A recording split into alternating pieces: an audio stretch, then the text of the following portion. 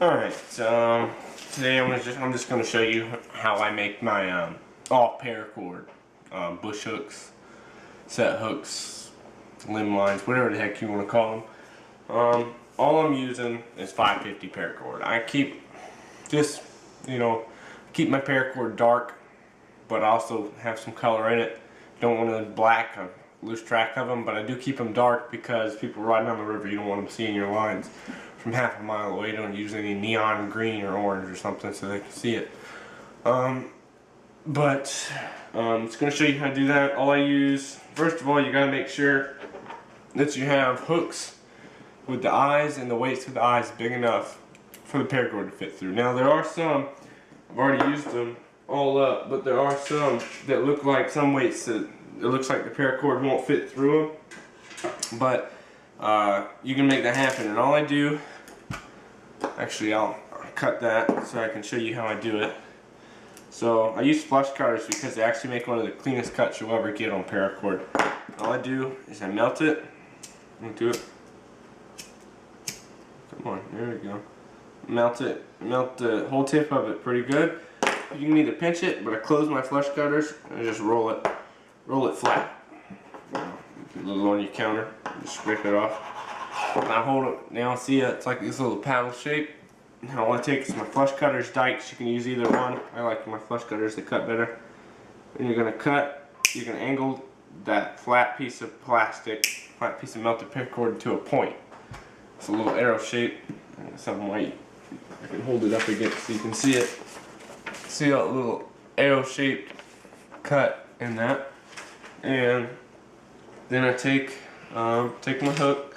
Well, first of all, you need your weight. Now this weight has an eye big enough for the paracord to fit through easily, but some of them won't. It'll look like it won't. So I'm gonna go down, on a foot. I still got my paracord in this big wound up over here, so I have to cut it the correct length here in a second. But I just knot twice on my weight. I bring it, when I'm done tying, it'll be about a foot up. But right now, maybe a little less than a foot and a half.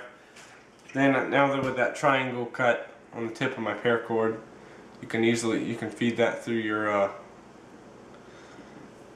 hook better. Now sometimes I'll stick the tip through, and then you can use if you have pliers, it'll work a lot better. And I just grabbed the tip of it with my dikes and I pulled it through.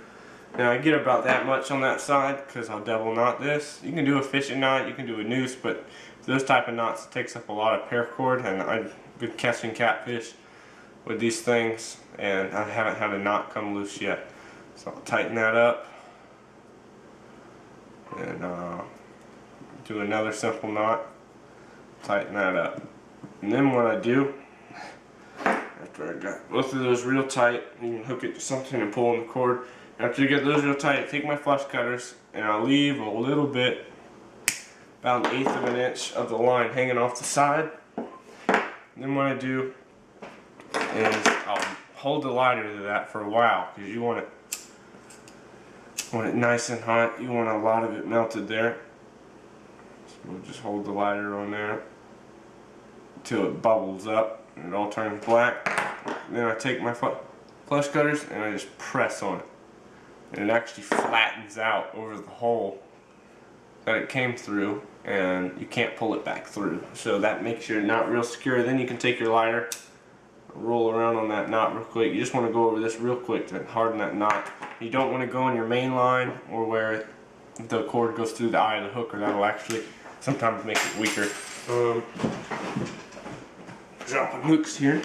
It'll be in somebody's foot here soon, but once I get that done, then I'll just take it and, find a good length. I like mine pretty long. This is a river where I put them out in, which that's about, I'll make this one extra long.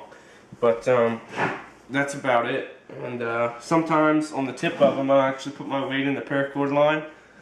Then I take these are 60-pound test steel leaders, and they're real short, and I bought these for like $2 a packet, and a packet of like, what, 4 of them? 1, 2, 3, 4, 5, 5 or 6 of them, and let's see what the packets say. Well, they're 1 foot long. I think 3 of them in a packet is what it looks like. And I bought these octopus hooks for like $7 for like 25. And these don't have the eye big enough to go right on the paracord, so that's mainly why I bought the steel leaders. These are some nice hooks though. They got the shank point gap of 15/16.